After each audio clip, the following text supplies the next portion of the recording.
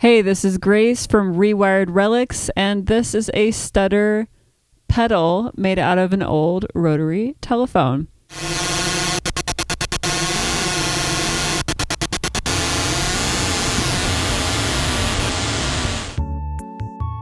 You are going to need some optional heat shrink tubing, 3:1 ratio, wire cutters and strippers, Phillips head screwdriver and flathead as well, leaded solder, mono 1/4 inch male jack plug, 2 mono 1/4 inch audio jack chassis, a soldering iron, helping hands, and a rotary telephone.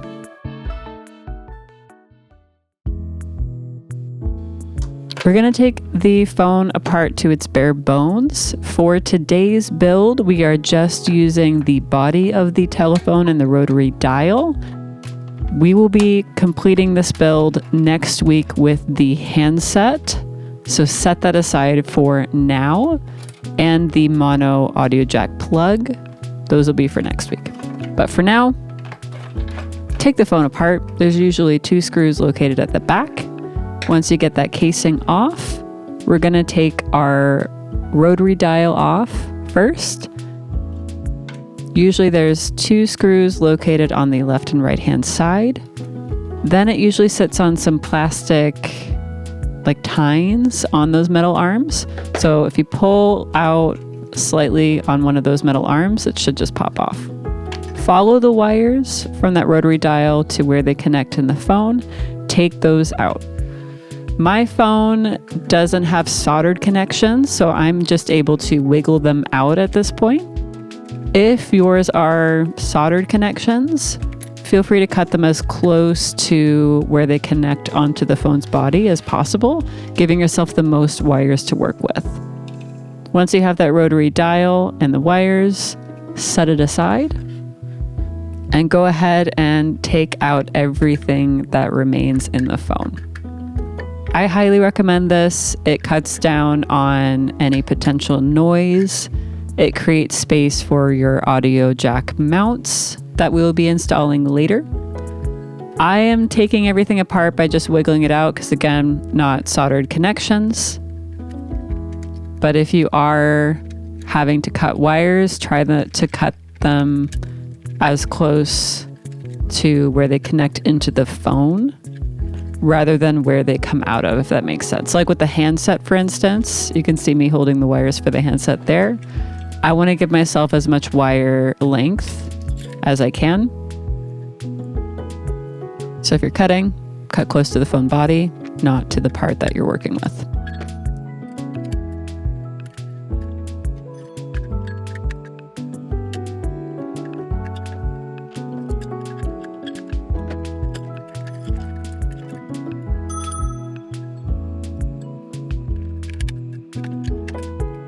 You can just throw away this like chunk of electronics. It's not necessary for this build. I like to save it, salvage it for parts, for funsies, but you can just chuck it. Now we're going to take all the wires that are coming out of the switch that's built in on the phone, cutting them as close to the source as possible. We are not using the switch for this build, so feel free to cut and as close to the source as possible so that there's no like loose wires. Now we're going to take the phone handset off the body. There's usually like a metal claw that's like slightly attached, and if you bend it completely in the opposite direction, it just slides off pretty much. You can set that phone handset and everything else except the rotary aside. And with that rotary in mind, I'm going to explain how this build works. So basically, the way the stutter effect functions is it utilizes the rotary to cut between your input signal and your output signal. The way that you figure out which of these 4 wires you're going to need is by looking at it while it spins. You're going to notice 2 metal tines that come into contact kind of on and off as it spins. Follow that all the way to the bottom to see which wires are connected to it. In my case, the green and blue wires are what we will need. So we can go ahead and cut the white ones right off. We do not need them. With the green on the left, blue on the right. We're gonna grab our audio jack chassis, put one with the blue wire on the right, one on the green wire on the left. Grab a black wire or a wire salvaged from the phone. That's gonna act as your grounding wire between your input on the right, your output on the left, with those rotary dials connecting to the positive terminals of, separately the audio jack chassis. But this is essentially how it looks like if you're a visual person. That's the build that we're doing. Now on to some soldering. So I like to start with my grounding wire first because it's the longest wire. I'm going to go ahead and strip about I would say 1/4 inch, 1/2 inch. I do make it quite long, but you can kind of cut however you prefer. I always like to thread from the bottom up or from bottom to the top, crimp it with my fingers, and then I'll take my needle nose pliers and kind of crimp it further so that it's in contact with the audio jack mount. Again, this is the ground wire, so we are connecting it to the negative terminal on this mono jack chassis. So with that crimp in mind, with the helping hands holding the wire on the left, put the tip of your soldering iron right into the hole, melt the solder around the tip. Eventually you'll be able to pull away and it'll be this nice little bead connecting that wire into place.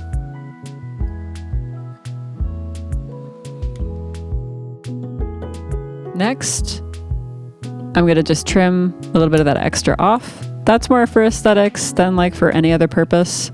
And so that when I put my heat shrink wrap tubing, it doesn't poke a hole on it.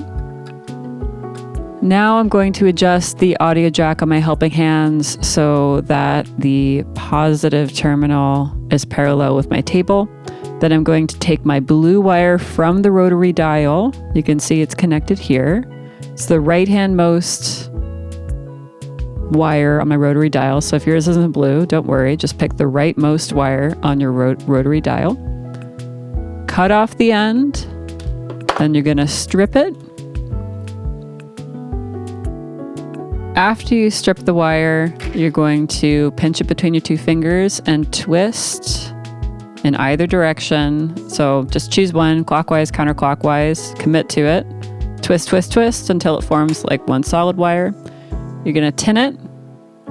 Do not forget, if you're using heat shrink tubing, I repeat, do not forget to put some heat shrink tubing on that before you solder.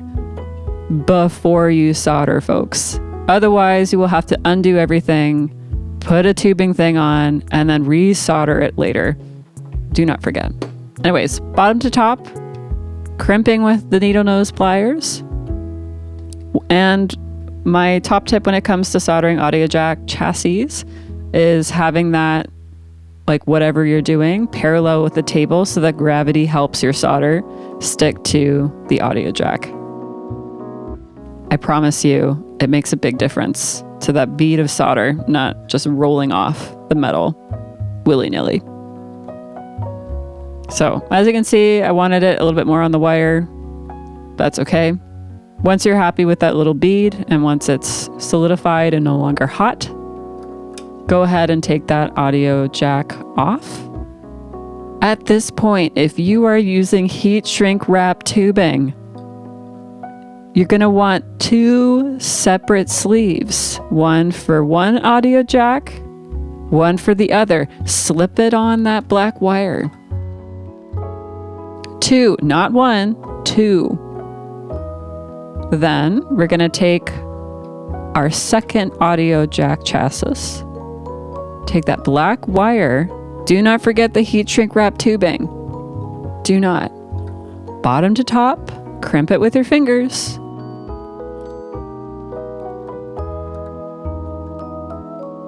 Solidify that connection with some needle nose plier.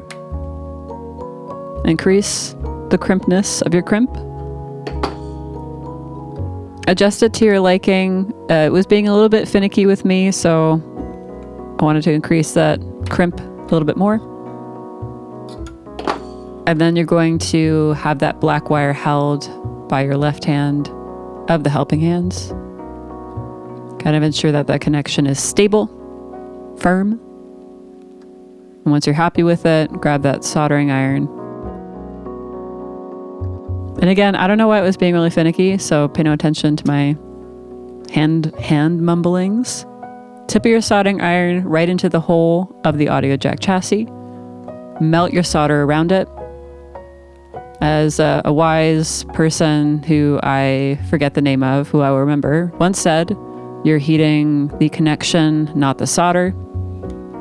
So don't melt a bunch of solder on the tip of your soldering iron and then try and touch things with it. It really won't help you out in the long run.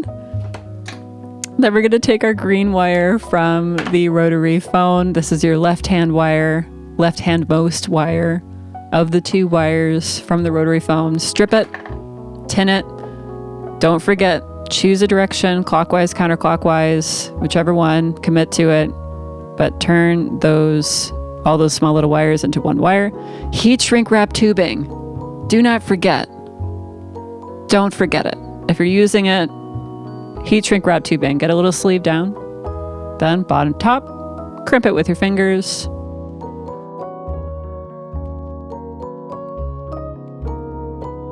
And take your time, apparently. Tip your soldering iron, melt that joint. Look at how gorgeous that was. It was so quick. Now, once everything's solidified, obviously I fast forwarded a little bit here, but once it's all solidified, you're gonna heat the heat shrink wrap tubing until it shrinks. I got a little bit ecstatic, so I melted a bit of plastic. But if you're using a heat gun, that's a bit safer than an open flame like I am, but I like to live on the edge. 3-to-1 ratio is what I recommend for heat shrink wrap tubing. 2-to-1 does not shrink fast enough for my liking.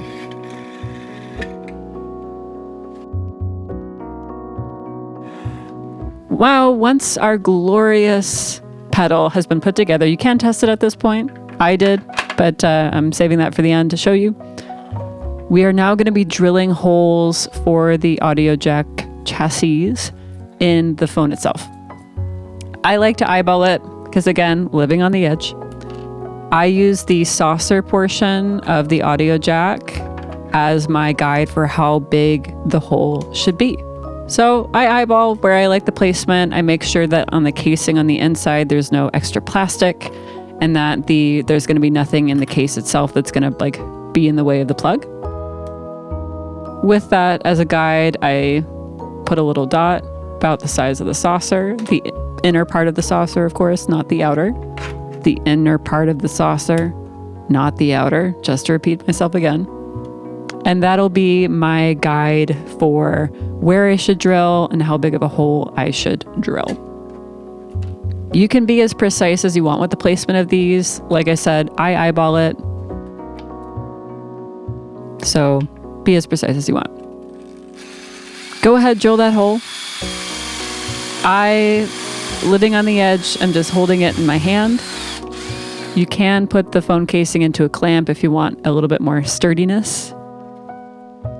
I like to drill kind of halfway and then see if my plug fits in, if not a little bit more. You can always drill a bigger hole. You can never undrill a hole that's too big. So be careful, folks. Once you're happy, reassemble that audio jack plug chassis thing. Plug in the inside of the phone, saucer, then nut on the outside. Tighten it with your fingers and then hold it in your right hand or left hand in this case and tighten it with your needle nose pliers till you're happy and it feels like it's an immovable force in the casing of this phone.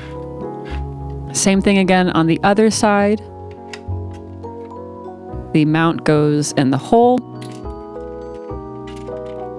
Saucer, then nut. I think it's called a saucer. Not sure. Correct me if I'm wrong. Tighten it with your fingers, holding it in your left hand so that the audio jack doesn't move around, tightening with your right. If you don't hold it, on the inside with your left hand, that audio jack will just twist and your cables will twist too, and you'll be a very unhappy person. Now, at this point, I'm going to mount the rotary back into it. I like to make sure that my left and right hand side are not crossed, so do check that. Clicking it into place, again, there's usually like 2 small plasticky bits on either the left or right hand side of the rotary that kind of hold it and hold the angle. And then you're going to screw in the screws that it came with to solidify the hold. I wish I had more technical terminology for you. But today, you know what? We're just doing the best we can.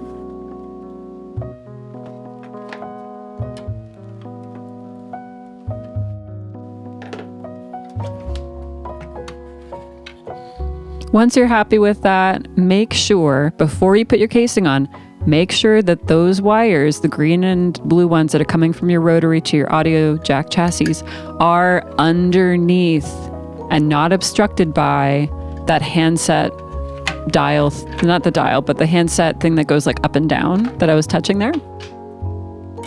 You don't want your wires on the inside getting bunched up by that. So you can tape them out of the way if they're really long, or you can glue them out of the way if they're really long. Mine are short, so not a big threat. Then screw your casing back on. Most of these phones use machine screws, so you know the phrase righty-tighty, lefty-loosey. Make sure those screws are nice and tight. Your input is going to be on the right-hand side, and your output is going to be on the left-hand side. Then we're going to go ahead and test it out.